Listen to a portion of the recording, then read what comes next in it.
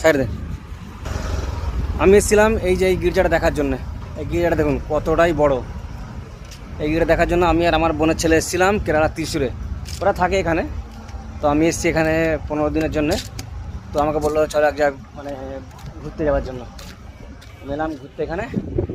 আমি ভেবেছি কোথায় নিয়ে যাবো, আমি তাই রাগারাগি করছিলাম। এই যে গির্জাটা, এই যে আমার ভাগনাটা, এই যে গির্জাটা দেখুন কতটাই বড় গির্জা।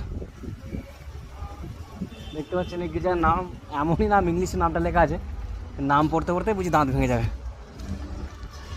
এই যে এখানে নামটা লেখা আছে, এই গির্জাটা দেখুন কতটাই বড়।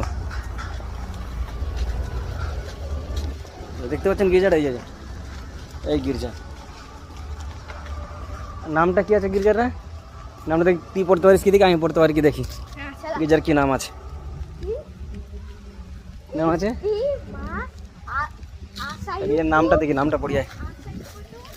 এই যে নামটা দেখ কি লেখা আছে, টেস্টি ম্যারিজ, সেন্ট ম্যারিজ অ্যাসাম্পটিয়ান কি ফরেনি চার্চ কোটিকাট। এদের কমেন্টে জানাবেন আপনারা বুঝতে পারছেন কি লেখা আছে। এটা সিধে করে আপনাদেরকে দেখিয়ে দিই। হ্যাঁ কোটিকাট, সেন্ট ম্যারিজ অ্যাসাম্পটিয়ান কি ফরেনি চার্চ। এই চার্চে আমরা এসেছিলাম। কতটাই বড় দেখতে পাচ্ছেন চার্চটা। এই চার্চ, এই দেখুন চার্চটা মোটামুটি দেখে ভালোই লেগেছে। দেখ কতটাই বড়, বাপ রে বাপ, অনেকটাই বড় চার্চ নয়? কমেন্টে জানাবেন কেমন লেগেছে।